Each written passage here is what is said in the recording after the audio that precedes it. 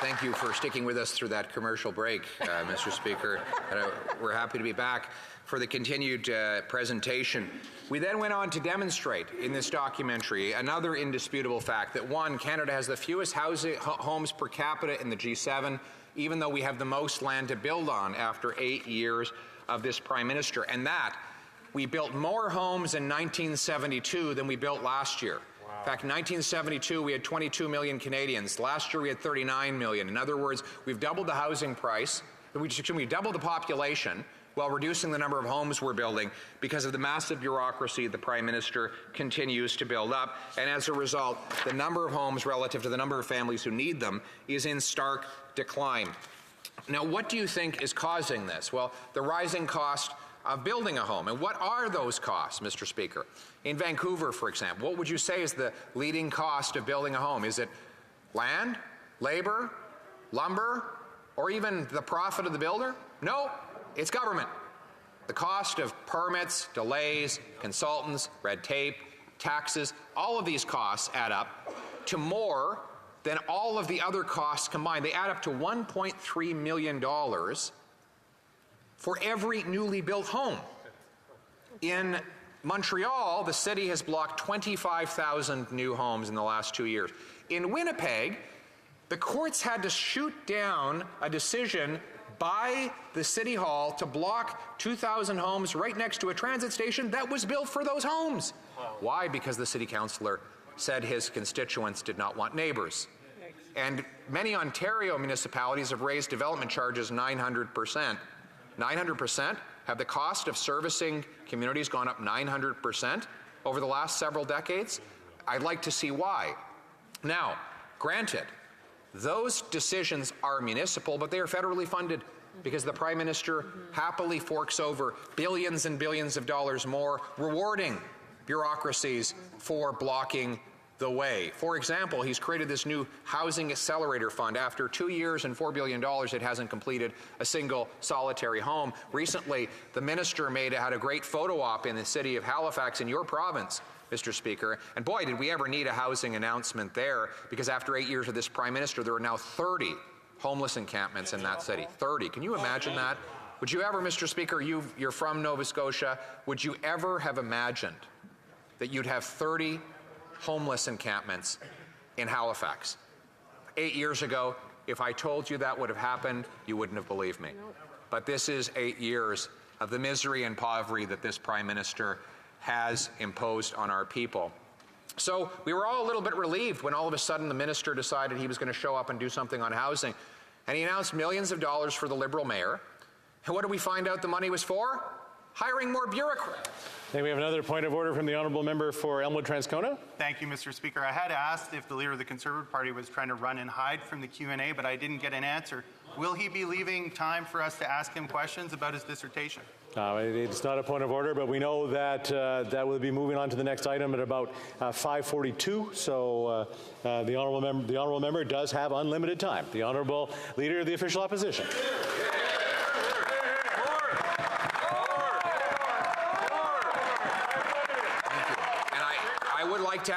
Not only would I be prepared to answer that member's questions, I would like to up the ante. I am prepared to put partisanship aside and put on a multi-partisan screening of my documentary, Housing Hell, How We Got In, How We'll Get Out. And I know that I've offered that before, but what I'm prepared to do is up the offer and make myself available for an hour of question and answer after the screening is done. Very generous. So the member could come and enjoy. I only have an hour. I'm very busy, but I would be happy to have that member come and enjoy the documentary. We'll be showing it in both official languages, of course, dans les deux langues officielles. Les membres du Bloc peuvent venir. In both official languages, members of the Bloc Québécois can come. I know they're allergic to common sense, so it might be hard. Allergic reaction to the common sense in the documentary. But we will be inviting them all to join in a spirit of camaraderie. As we build homes, we reverse the housing hell that this Prime Minister, with the help of the NDP, has caused Canadians, Mr. Speaker. Don't say I never did anything for you. So, Mr. Speaker, the facts of this documentary continued as we went throughout to demonstrate that Canada has really no excuse to have a housing crisis. We have the second biggest landmass in the world. We have by far, by many orders of magnitude, the most land per capita of any country in the G7, and I think the sixth biggest supply, give or take, in the world per capita. I think if you spread Canadians out evenly, we'd have something like 33 NFL-sized football fields for every single Canadian. It would be the perfect place to be a hermit. You'd never see another person. We have so much land. Now, obviously, critics will say, well, of course, we have all this land that's far away and nobody can live there. Nonsense. We have land all around and even inside our big cities. We have land right along the strip of the Canada-US border. We have land in the south. Take a drive around Ottawa and see all of the land that's undeveloped, or the tiny little government buildings on massive thousands and thousands of square yards or meters of land that is unused, which could be used for housing if the federal government would unlock it. So there is no excuse. The only thing stopping the construction of housing is government. And by the way, if you doubt this, then explain to me this. The United States has most of its population concentrated in large metropolis centers like New York, Los Angeles, Chicago, Houston, etc. And yet somehow housing is 25 to 45% cheaper there. How is it that housing in Tokyo is more affordable than it is in Vancouver? If the issue was just that we don't have, that all our land is we're all crunched into small metropolitan spaces, Mr. Speaker, that is totally false. And it is yet another excuse that government-funded media makes for government failure. Yeah. And we know that it's a failure that can be fixed because look at the incredible work of the Squamish people. Here. Because they didn't have to worry about the bureaucracy at Vancouver City Hall, they were able to approve and begin building on 6,000 apartments on 10 acres of land. That's 600 units per acre, Mr. Speaker. If they had to go through City Hall, it never would have happened. And those 6,000 wonderful families and couples would not have those homes. But they've demonstrated that if you get the government out of the way and let builders build, then you have more apartments. But unfortunately, that is exactly the opposite of what this prime. I have a point of order from the honourable member for Milton. Very much, Mr. Chair. I'm also eager to ask questions, but I'm also eager to point out that that was a $1 billion CMHC loan, the largest ever from the federal government to the Squamish Nation. However, we are following debate, and don't forget that once the member is finished, there will be an opportunity for questions and answers. The honourable leader for the official opposition. Mr. Speaker, I love how when the First Nations people do extraordinary things, Liberals show up to take all the credit, right? That's right. You know, he reminds me of the turkey or the rooster, Mr. Speaker, who thought just because he crowed when the sun came up that he made the sun come up, Mr. Speaker. He didn't make the sun come up. He just crowed about it. That's right. It was actually the First Nations people that are building this project, and it's a shame that Liberals try to take credit for it, Mr. Speaker. And if we could just get the Liberals out of the way, we could do many more great things if we could just get this government out of the way, because we know that prior to this government, housing was affordable in this country, taking a fraction of the cost out of a family paycheck to afford a home. And you know, the good thing is, Mr. Speaker, housing was not like this before this Prime Minister, and it won't be like this after he's gone.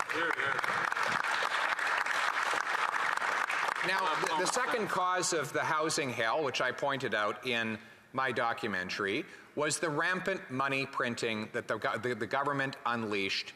At the Prime Minister, while it was technically done by the Bank of Canada, it was clearly in total collaboration with the elected government and with the total support and the lack of discipline from the government to print $600 billion. They've created 32% more cash in a period of time when the economy has grown by 4%. In other words, the cash is growing 8 times faster than the stuff that cash buys. They did this through a program called quantitative easing, where the Bank of Canada, where the government sells bonds to the private sector, the Bank of Canada buys them right back at a higher price, profiting the financial institutions. freeing up easy money for government to spend, but also flooding the financial markets with easy cash that is lent out to wealthy investors. In my documentary, I used a Bank of Canada graph demonstrating the total liftoff in the number of homes bought by investors that happened exactly at May. I believe we have another point of order from the honourable member for Elmwood-Transcona, and I'm hoping that it is a point of order. I just would like to give an opportunity to the member. I thought, somebody trying to be Prime Minister might want an opportunity to answer questions, but I see instead he's practicing avoiding answering them. Okay, all right. That's not a point of order. The honourable member has a limited time on this. The honourable député de Jonquière. The honourable member for Jonquière. I find it very unfortunate what we're seeing from our NDP colleagues. I want to see the leader of the official opposition talk to us about cryptocurrency. I want to hear from him about that. It's very interesting. It's probably in his documentary. No, this is also debate. That's also debate. Le député, l'honorable leader de l'opposition, du temps. Yes, the leader of the opposition has unlimited time to make a speech. L'heure change à 5h42. At 5:42, we'll move on. Mr. Speaker. There's no limit to my speaking time, just like there's no limit to Canada's potential, if only we had some common sense. Mr. Speaker, the reality is that when you create $600 billion of cash, you flood it into the financial system. You ultimately, that money is then lent out to those who have connections to that system. And those people bid up the costs for everybody else. And that is why in the early months of the pandemic, when everything was crashing, the billionaires were suddenly getting richer. Why were they getting richer? The economy was crashing, well, of course, because all their asset values were being inflated by insane money printing, supported by every party in the House except for ours. Ours was the only one that worried that this crazy money printing would do exactly what it has done every single time it has been tried. And when I produced the evidence of this in the documentary, all of the bought and paid for media said, oh, this is an outrageous explanation, but they haven't once provided a shred of evidence that it's not true. Exactly. Look at the graphs the Bank of Canada produced itself. Exactly. It demonstrates that there was a massive flooding of cash into the real estate market through the vector of the same financial institutions that had profited off of quantitative easing. And I find it interesting that the NDP, which claims to be so concerned about the gap between rich and poor, saw absolutely no problem with the government creating all this cash and pumping it into a select group of financial institutions who happen to have the privilege of being members of Payments Canada and been eligible to receive the cash before anyone else and before it lost its value, saw all of their net worth explode, all of the stock values artificially pumped up, and then the resulting consumer price inflation that chewed up the paychecks of the working poor. Mr. Speaker, it was a direct transfer of wealth from the have-nots to the have-yachts, and the NDP supported it 100%. They talk about these little itty-bitty wealth taxes that they claim to want to bring in that amount to $100 million here, $1 billion there, when we're talking about $600 billion, which was flooded into the financial system to the benefit of the wealth. Point of order from the honourable member for King's Hands. Point of order. I'm just looking for some clarification. I have sat intently, hoping to ask a question to the member of the official opposition. I'll get to the point. There's been a lot of actual points of order that have delayed the time from the leader of official opposition to continue his unlimited time. Does that continue and extend it out, or when does private members' business actually start? Thank you. All right, as I said before, at 5:42, private members' business start. But the length of speech is pursuant to Standing Orders 43 and 74. The Prime Minister and the Leader of the Opposition have unlimited time. The Honourable Leader of the Official Opposition.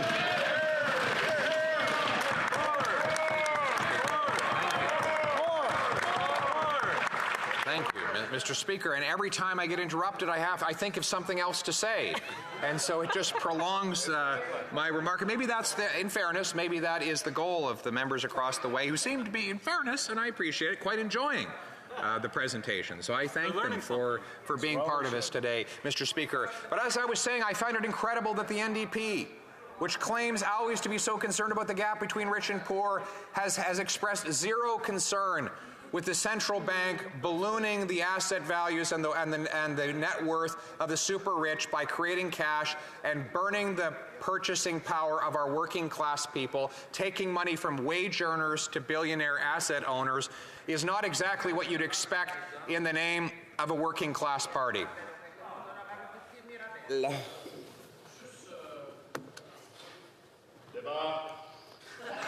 Non, il attendait. Oui.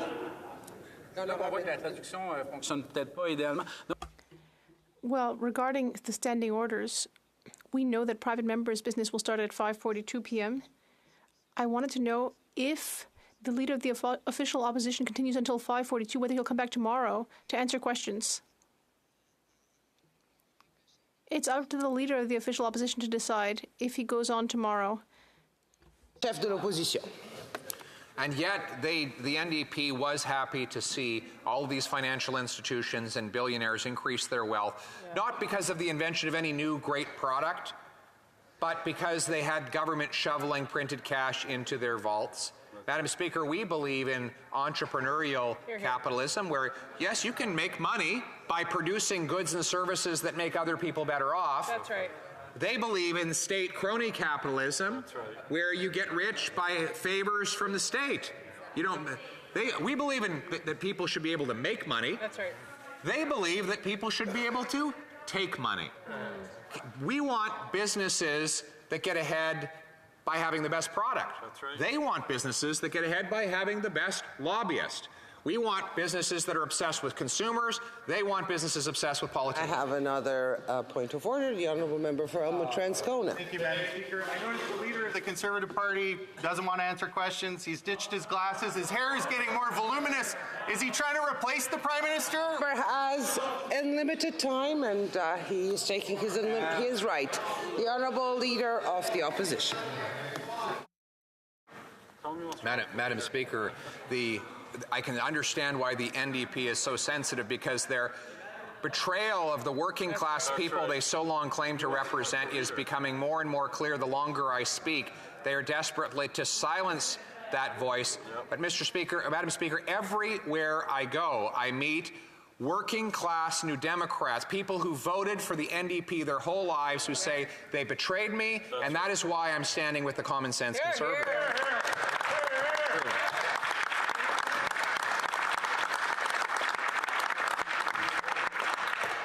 And so the reality is that when you create $600 billion of cash, you funnel it through the financial system, you lend it out to wealthy investors, they're obviously going to bid up land and housing costs, which they did.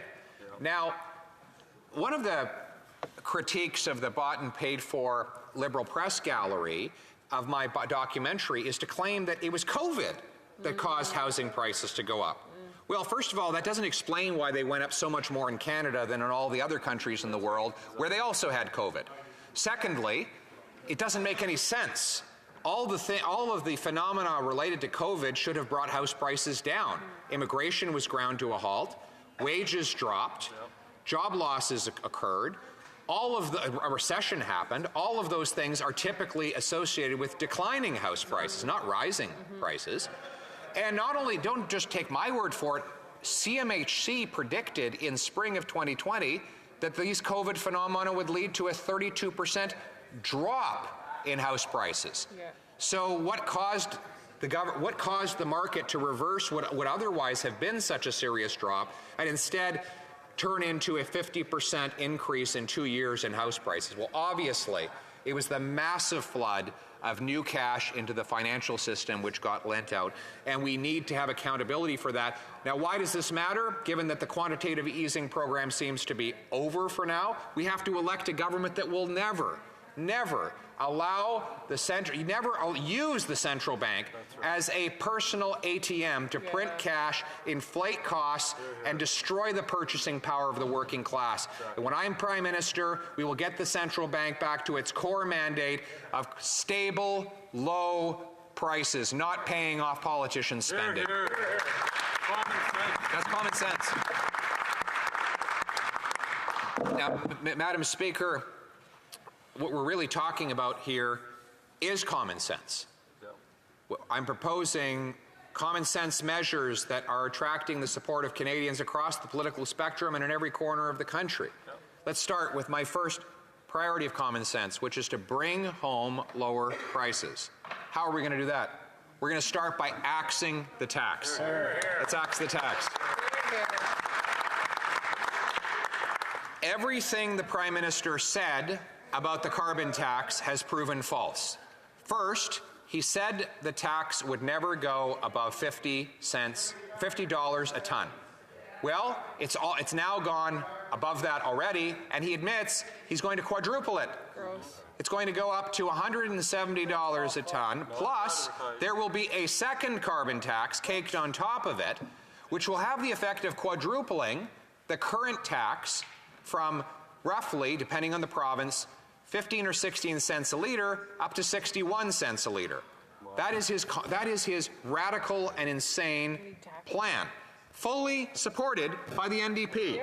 Shameful. The NDP wants to raise taxes on working class Canadians for the crime of heating their homes, gassing their trucks, or feeding their families food made on a farm.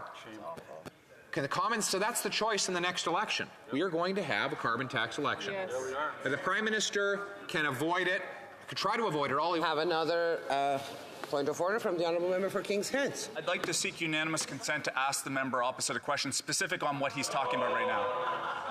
The Honourable Member doesn't have unanimous consent. The Honourable Leader of the Opposition. Madam Speaker, I am glad that member stood up, because I know what the question he was going to ask. He was going to say when the... Oh. Point of order, the Honourable Member for Drummond. Well, I'm a little confused. The Honourable Member just said that the next election will be on the carbon tax. But what does that even mean for Quebec? There is no carbon tax that will apply in Quebec. I'm sorry, but this is debate. The Honourable Leader of the Opposition.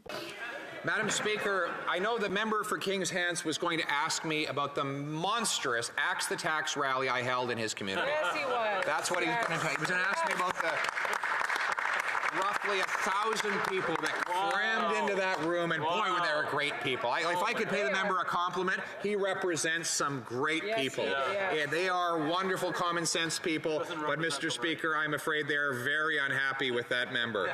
Very unhappy indeed. And I am told that what happened is that member found out about the size of that rally and the number of people who were going, and he had a total meltdown. No. The member had a total meltdown. He burst into tears. He called the PMO. He said, he's going to lose his seat. He told them that when he grew up, he was told that he would always be a somebody. He was going to be an important guy, and now he was on the verge of losing his seat. And he called the PMO and said, if you don't give me a pause on the carbon tax, I'm going to march out of the caucus. That's right. He then whipped up a group of Atlantic MPs, and they marched over to the Prime Minister's office and began banging on the door and said... Member for King's Heads on the point of order. You seek unanimous consent to ask the member a question. Oh. The member has no unanimous consent. The Honourable Leader of the Opposition. And so they were all all the Atlantic MPs banging on the door. The Prime Minister was behind the door. He was in the fetal position, sucking on his thumb. He was crying his eyes out, Madam Speaker, because his Liberal MPs were threatening to walk out of caucus. Right. And so he walked out. Member for Elmwood Transcona on a point of order. And the leader of the Conservative Party decides to get his first job outside of politics, if he too will be a drama teacher. I couldn't even hear what the Honourable Member for Elmwood Transcona was saying because the Honourable Member was... So I will ask him to repeat it, please. Thank you, Madam Speaker. I'm sorry I wasn't loud enough the first time. I was wondering aloud if when the leader of the Conservative Party decides to get his first job outside of politics, if he'll be a... That is not a point of order. I'm sorry, it's a point of debate. The Honourable Leader of the Opposition has 2 minutes. Says the guy who's been living off a parliamentary paycheck since he was born because his dad was a member of parliament, Mr. Speaker. And he still is. And so, Madam Speaker, the reality is that member from King's Hants was among those Liberal MPs banging on the door, begging the Prime Minister to relent on his carbon tax. The Prime Minister, shaking on the ground, finally agreed to relent, and out he walked to an unannounced, unscheduled press conference that wasn't even in his itinerary moments earlier, without any written materials to announce that he would put in a temporary 3-year pause, but just for some people, in regions where his poll numbers were plummeting and his caucus was revolting, and boy, were they ever revolting, Madam Speaker, and there is now that temporary pause on the carbon tax, a carve-out. He said his environment minister says there will be no more carve-outs. Well, there already have been. For example, there's no carbon tax on the industrial sector in Canada. They have a carve-out. There's no carbon tax on large cement plants or concrete factories. The Honourable Member for Jonquière. I don't know whether there's an interpretation issue, but it's really muddled. There's talk about a documentary and a carbon tax that does not apply in Quebec because it's really hard for us to understand. It's not making much sense. Madame la Présidente. Madam Speaker, this is not a matter of language and understanding. It's just that it's hard to translate or interpret common sense for the Bloc Québécois. Carlton can tell us if he'll be continuing so I can ask my question when he actually has the chance to re-engage on this. Leader of the Opposition resumes his speech. And it being 5:42, the House will now proceed to the consideration of private member